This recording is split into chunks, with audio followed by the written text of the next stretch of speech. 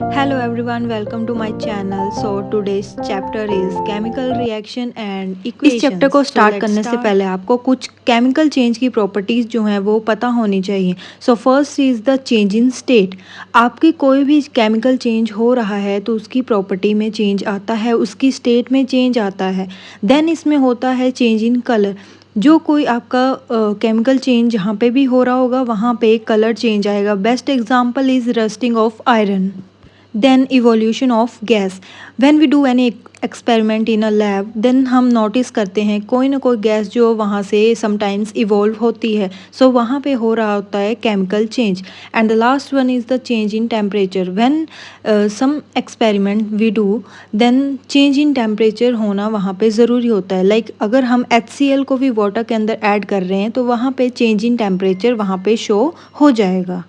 Chemical equation. ये chemical equation किस तरीके से बनी होती है? लाइक रिएक्टेंट जो होते हैं वो कंबाइन करके या कोई भी फॉर्म में डिसोशिएट होके एक प्रोडक्ट की फॉर्मेशन करते हैं, जिसमें हम डिफरेंट टाइप्स के रिएक्शन अभी आगे पढ़ेंगे. अभी सिंपली आपने याद रखना है कि रिएक्टेंट से प्रोडक्ट की फॉर्मेशन को हम जब एक इक्वेशन में लिखते हैं डैट इज़ केमिकल इक्वेशन.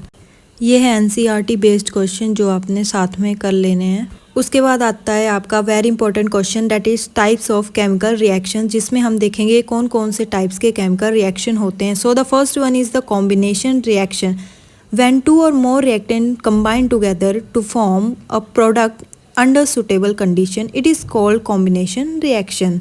जब दो या दो से ज़्यादा रिएक्टेंट कंबाइन होंगे और एक फॉर्म करेंगे कोई भी एक product, so that is combination reaction. And so let's take an example. C plus O2 form carbon dioxide CO2. Here carbon and oxygen combine together and form carbon dioxide, that is our product. Next is the decomposition reaction. Decomposition reaction जो है वो derive हुआ है word decompose से, मतलब break down होने से. तो इस रिएक्शन में एक रिएक्टेंट जो है डिफरेंट टाइप्स के प्रोडक्ट में ब्रेक डाउन हो जाएगा उसका, और डिफरेंट टाइप्स के प्रोडक्ट जो है वो फॉर्मेशन करेगा. Let's take an example. Ferrous sulphate break down into ferric oxide, sulphur dioxide and the sulphur trioxide. So here reactant is 1 and the product is 3. Third is the displacement reaction.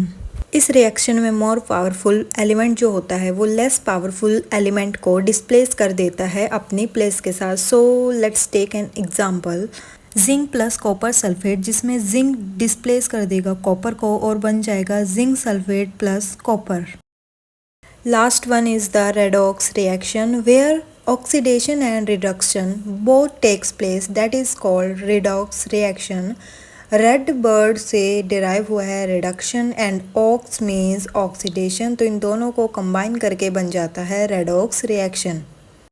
जब भी किसी reaction में oxygen का addition होगा and oxygen का removal होगा तो यहाँ पे ये रेडॉक्स रिएक्शन होगा. कॉपर ऑक्साइड और हाइड्रोजन को जब कंबाइन किया तो यहाँ से कॉपर प्लस वाटर जो है वो प्रोड्यूस हुआ. सो हेयर कॉपर ऑक्साइड से ऑक्सीजन का रिमूवल हो रहा है, इट मीन्स वहाँ पे रिडक्शन है, और हाइड्रोजन में एडिशन है, that is oxidation. So the last topic is corrosion and rancidity. Corrosion होता है slow eating of the metal. जब धीरे धीरे हमारे मेटल्स में स्लो ईटिंग होना स्टार्ट हो जाती है, वो ख़राब होना स्टार्ट हो जाते हैं, तो वो होती है कोरोजन. रेंसिडिटी, जब हमारा फूड काफ़ी टाइम तक ऑक्सीजन की प्रेजेंस में रहता है तो वहाँ पे क्या होता है, फूड की बैड स्मेल होना स्टार्ट हो जाती है. इसलिए हम क्या करते हैं, जैसे आपके नाइट्रोजन जो है वो फिल कर देते हैं किसी भी पैकेट्स में ताकि वहाँ पे ऑक्सीडेशन ना हो. तो ऑक्सीडेशन नहीं होगी तो वहाँ पे रेंसिडिटी आना भी इम्पॉसिबल हो जाता है. इसलिए हम मैक्सिमम टाइम्स क्या होता है, नाइट्रोजन का फिल कर देते हैं किसी भी पैकेट्स आइटम्स में, या जो फूड मटेरियल्स होते हैं उसमें नाइट्रोजन को फिल कर देते हैं to prevent from the oxidation. So ये था हमारा कंप्लीट चैप्टर जो कि एक वीडियो में कंप्लीट हो चुका है. आई होप आपको समझ आ चुका होगा.